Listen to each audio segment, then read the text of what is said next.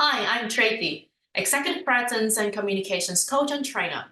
Today, Ellen and I want to talk about a very interesting topic. And Ellen, as a very experienced negotiation coach, trainer, and speaker, will share with us his views on a topic in Hong Kong that has been getting lots of media attention.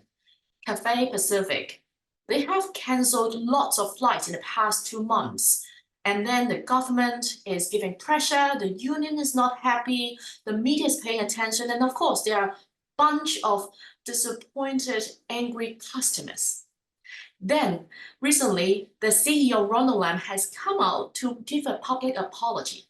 So the first question I want to share or ask with Ellen, do you think the CEO Ronald Lam's apology is good enough to regain public trust?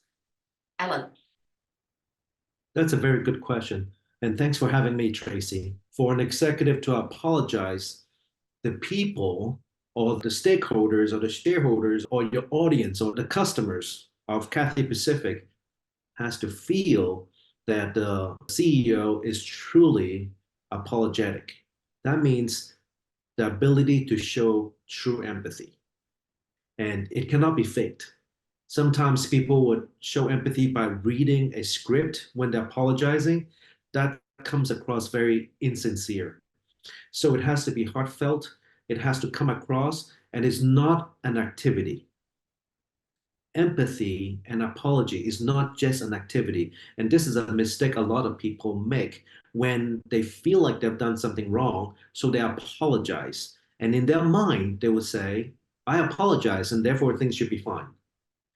An apology is only an apology when the other side feels that you have been apologetic. Does that make sense? It's like if someone says, well, I already said I'm sorry, but the other side still feel wronged, or they feel like there's not enough remorse, or the person that wronged did not apologize properly. It's up to the receiver to feel that the apology was appropriate.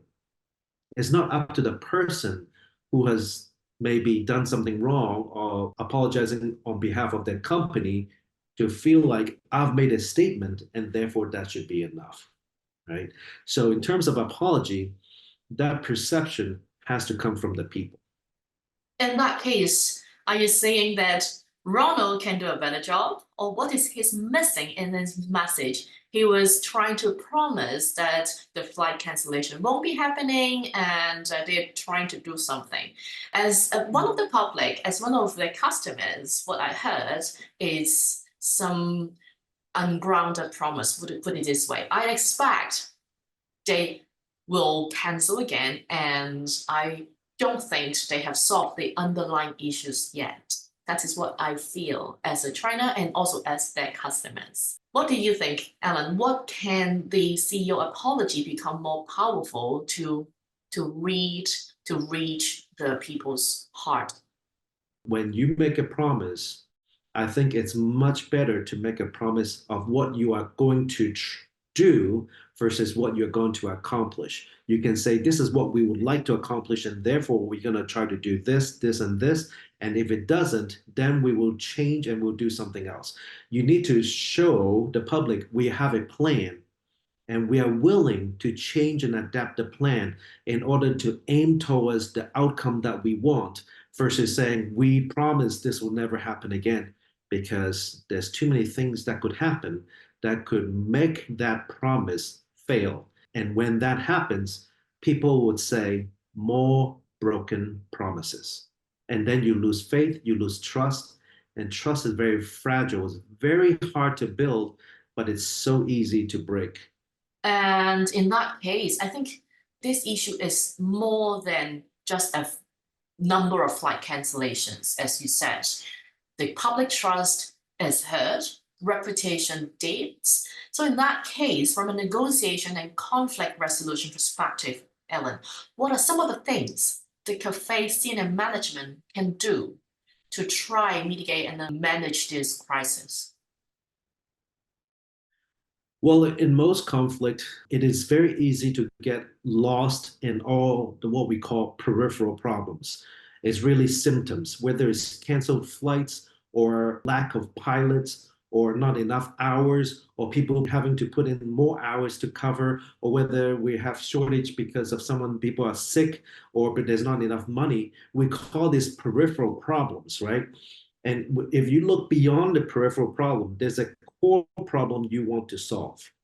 And the core problem has root causes that you need to solve. Without solving the root cause of this core problem, the symptoms will continue to show itself. And when people chase what we call peripheral problems, looking busy solving one problem, then they're never going to solve the core problem.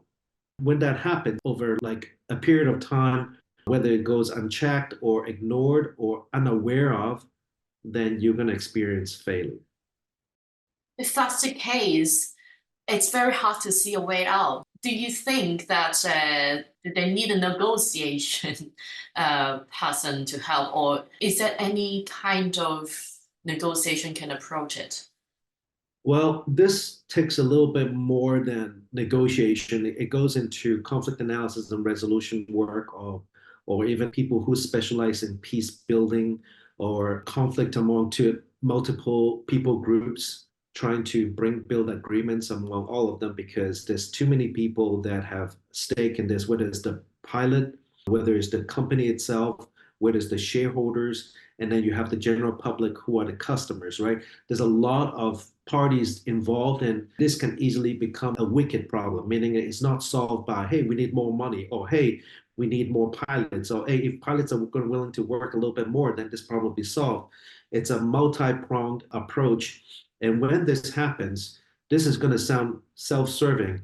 You want someone who is experienced in facilitating conflict resolution to help all the parties come to an agreement. It doesn't have to be someone like me. It could be someone who specializes in helping organizations or helping multiple parties come to an agreement. It's a little bit more like a larger scale mediation, but it would be appropriate to call it facilitating a negotiation.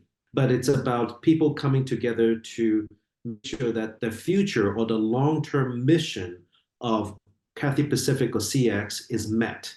And sometimes each party has to see that the long-term mission is worthwhile enough for me to give up some of my selfish ambitions in order to move the long-term mission of the company forward. So maybe not everyone is going to have everything they want, but does everyone have essentially what they would need out of this agreement? If that's the case, I want to, target or, focus on one large group first. A lot of contacts and friends around me, they are in the aviation industry, specifically working in CX. And so from the news and from direct sources, I've heard that the staff morale is low. Now, while the company is trying to boost its capacity to pre-COVID level, it is still that, for example, the news report 35% less pilots than the pre-COVID. That means they cannot bring in more people yet. What we see is they are trying to speed up internal promotion, cut the maximum flying hours among pilots, and try to attract more people to join. How can Cathay, reputational stressed company, now to motivate current staff, current pilots, crews, and then also to attract more talents to join the company with all this going on? That's a very tough question, and it's very difficult. To have a successful company, one that had a great reputation, fall, it's difficult to get back up, but it's not impossible. A lot of companies that would experience a turnaround. And so my recommendation at this point is to think like a startup. You think of a startup company or a startup organization, they're able to find people to work there for very little or maybe nothing in the hope of a better future. So in order for employees to be willing to join the company or join and work for a period of time for maybe less pay, there needs to be some really good leadership, people who are trained to lead people and to develop the kind of leadership skills that people are looking for. So according to Gallup Strengths Finders for Leadership, I think there are 4 aspects that people look for in their leadership. I think it's trust, hope, stability, and compassion. These are the 4 things that most employees are looking for in leadership. And if they can find people in leadership, they are willing to follow them to battle. You think about people that join wars. People are willing to give up their life to fight for their country, to give up their life, really, if they believe in their mission and purpose. But if they don't, then people are hesitant to join and to give their best. And so when morale is low, you have to start thinking like a startup organization. How can we motivate people? How can we get people to give us their best, even though we cannot compensate them with what they probably deserve right now? And paying them, that's a different question we can address later about how does an organization address the financial aspect of it. But if you talk about the morale, then people in leadership has to focus on trust, hope, compassion, and stability to be able to give people a sense of that for them to be willing to give up their life.